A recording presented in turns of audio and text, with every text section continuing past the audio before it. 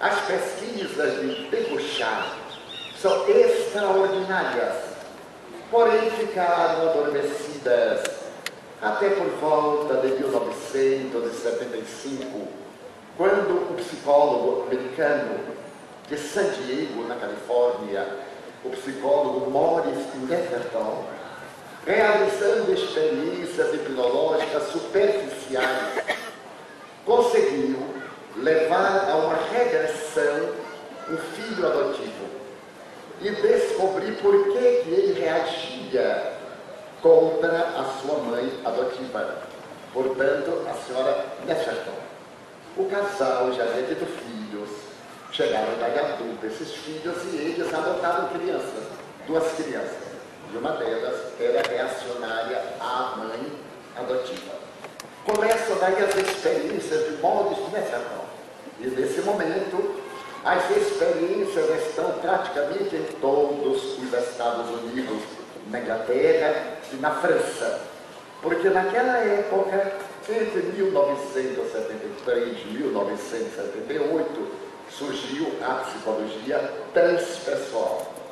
A psicologia transpessoal é chamada a 4ª força em psicologia, porque temos a psicologia behaviorista, psicologia do comportamento, temos a psicanálise e temos a psicologia clínica na sua vasta apresentação, com toda a doutrina que veio depois dos pais da investigação moderna.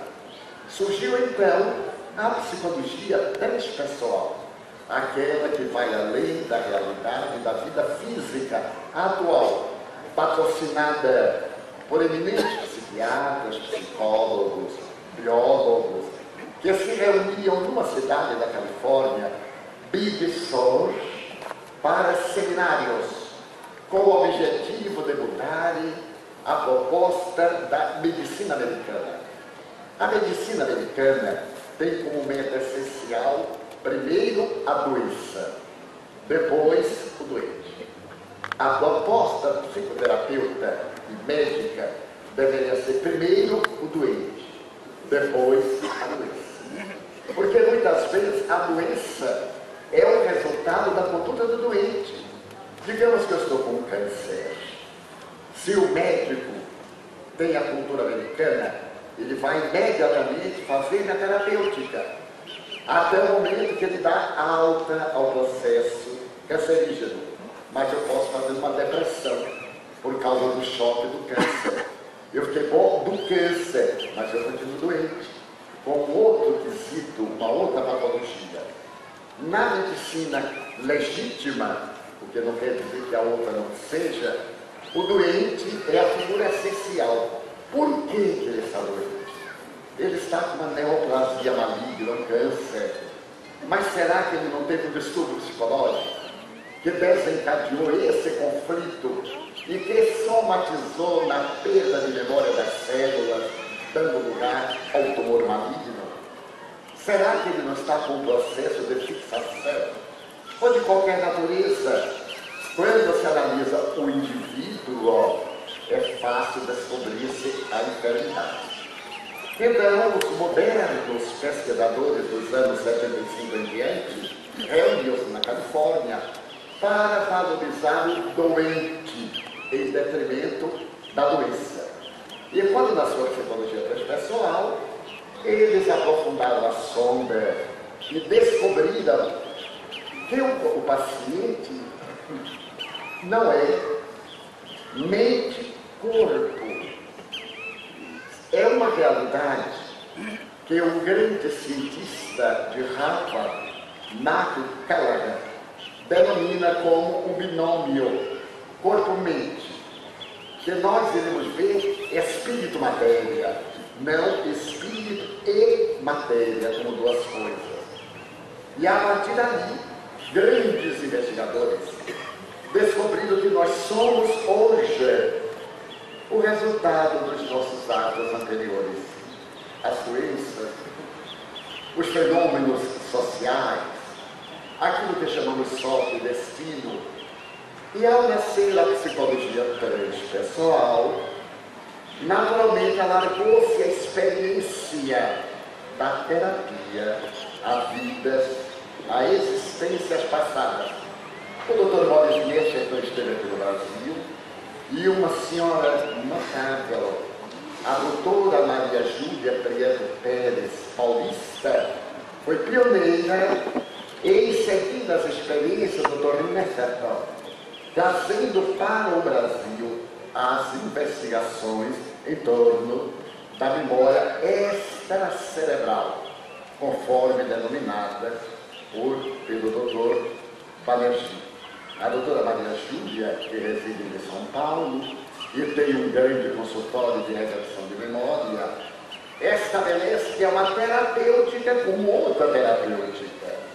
O vínculo que tem com o Espiritismo é que leva às mesmas conclusões do Espiritismo.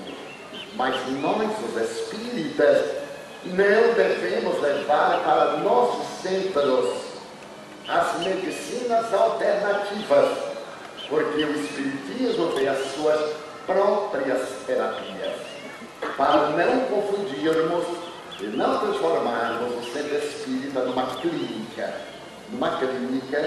com essas terapias alternativas. Daí, o vínculo entre a terapêutica de regressão de memória e existências passadas e o Espiritismo está em demonstrar que somos imortais, que há interferência dos espíritos negativos em nossa vida, que nós possuímos os efeitos de causas anteriores, que a reencarnação é uma verdade, mas não faz parte da doutrina espírita.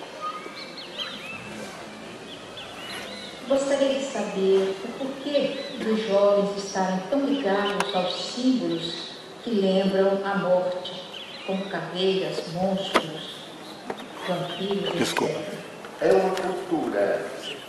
uma cultura simbólica. É o que nós tivemos a opção de falar dos arquétipos. As heranças antropológicas, com o maior respeito por todos aqueles que assim o fazem, opinamos dentro do ponto de vista psicológico e espírita. Em nossa visão espírita, estão reencarnando-se muitos espíritos primários. Aqueles espíritos que um dia formaram as tribos bárbaras que invadiram a Europa, que disseminaram a destruição, os hunos, os godos, os visigodos, os normandos, os bárbaros.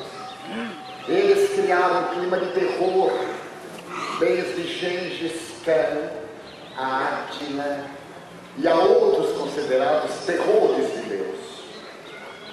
Segundo as informações dos espíritos nobres, ao desencarnarem, muitos deles permaneceram em regiões de sofrimento.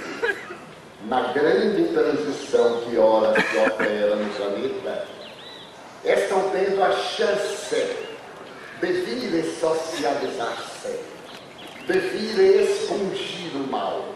E como há um atavismo, há uma herança, eles voltam às tribos, voltam aos clãs.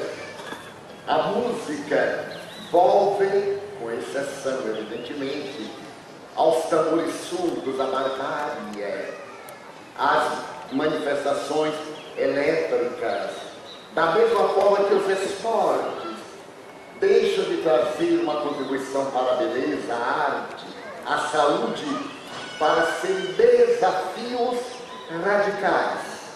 Então nós temos os esportes radicais, que exigem têmpera, desprezo pela vida, jogo de paixões, fazendo parte do mesmo conjunto socio-antropopsicológico. Então, alguns desses jovens que dão primazia ao culto satânico, que se permitem experiências macabras e que se facultam tatuagens e símbolos destrutivos de morte e de perversidade, seriam espíritos ainda primários na fase tribal, na busca das satisfações meramente orgânicas, as chamadas necessidades básicas: comer, dormir e fazer sexo. Essa é a razão psicológica, espiritual, mas todos temos a chance de mudarmos de atitude e de evoluirmos para seguirmos com a Terra nesse périplo ao mundo transcendental. É a última pergunta.